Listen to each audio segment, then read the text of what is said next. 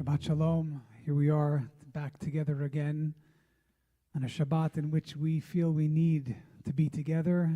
And after a week of relentlessly trying to keep up with the news as we find it, the tweets, the online news, the different media outlets, to try to make heads or tails of this moment in which we find ourselves and to try to figure out what feelings we are carrying and which are the ones that we should be prioritizing and which are the ones that we should be minimizing. And it is miraculous in the sense that we are all seeing the same story unfold, and we see it with different eyes, and of course we know that others certainly see it in a different way than we do. I'm never surprised by how two people can oftentimes look at the very same thing and see very different things from their own perspectives. And I'm also continuously struck by how our Torah portion and our texts and our history seems to be smacking us in the face so strongly in ways. Yes, sometimes it inspires us, sometimes it reminds us, sometimes we can draw parallels, but if you read our Torah portion this week, you find such a powerful connection to this moment in which we, the Jewish people, our brothers and sisters in Israel, battling this courageous battle, fighting an unimaginable enemy. And then we look in the Torah and we see how we read about the story of the spies. The 12 spies or scouts who were sent, one from each of the 12 tribes of Israel, to scope out the land of Canaan and to see what it was going to be like to try to enter the land after all these years in the wilderness. And they do so, and they collect some of the agriculture and they bring it back.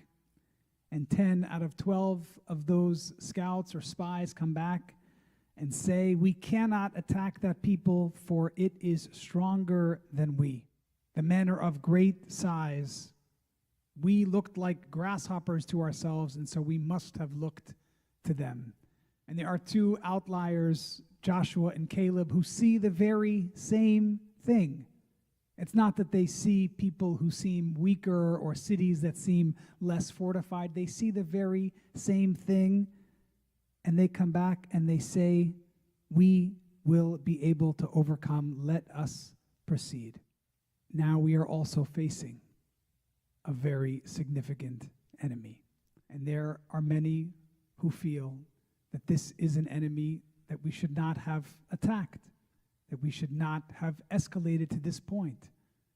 But those of us who have been following the news, those of us who are not new to history, understand that this nation, which is so much vaster than the state of Israel, both in population and in geography and in landmass, they have been the aggressor going all the way back to 1979, orchestrating the 1983 Marine barracks bombing in Lebanon, killing 241 American service members, 58 French service members, responsible for the 1994 Amia Jewish Center bombing in Argentina, which we will commemorate here in this sanctuary in just a couple of weeks, in which 85 people were killed and over 300 injured. They provided the IEDs that killed over 1,000 American service members in Iraq and Afghanistan and injured countless more, brutally took foreign nationals, including Americans, hostage, created a ring of terror proxies around Israel to do the same evil things, and built a nuclear program to destroy Israel. And finally, Israel is defending itself, declaring never again. They told us what they wanted to do. We believed them, and we are now proceeding to respond to the threat that we know that we cannot continue to live and survive.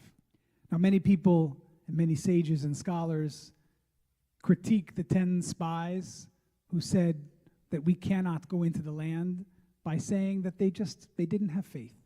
They didn't have enough faith, and as some of us may know, students of the Torah, that there was a punishment decreed after the 10 of the 12 spies came back with this pessimistic report, and it was decided that the entire generation of the Israelites in the wilderness, anyone over the age of 20, would not make it into Israel. They would all perish in the wilderness, except for Joshua and Caleb, except for these two who came back with a more optimistic perspective. But those 10 were criticized and have been by our sages and by commentators as not having enough faith in God. But I think that faith was not a faith in God that they did not have. I believe it was a faith in themselves that they did not have. And I think the key to that insight is in that very curious verse in which they say, "We looked like grasshoppers to ourselves, and so we must have looked to them." They were talking about their own image of themselves. It wasn't about how their enemies saw them. It was about how they saw themselves. And I truly believe that a person cannot be a person of faith in God if you are not first a person of faith in yourself. And I think that's what the Jewish people are doing in this moment. Of course, there are those of us who have faith in God, but we are believing in ourselves. We have prepared, as I understand it now, for this operation as it may have been deemed necessary for a long, long time.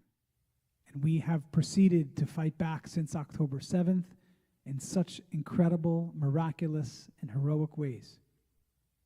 And we have taken that faith in ourselves based upon the progress that we have made, the strides that we have made, and we are now seeking to tackle an enemy that reminds us of the enemies in the Bible that 10 out of 12 of our scouts said, they're just too intimidating, they're too threatening, they're too dangerous, we won't succeed.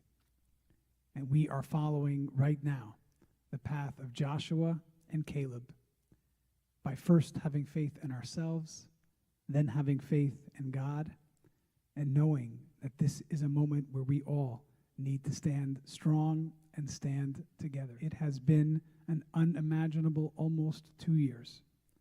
And just when we think we've seen it all, another day passes and we see something that we can't believe we are seeing with our own eyes. I think it's going to take some time for us to even process everything that we are seeing.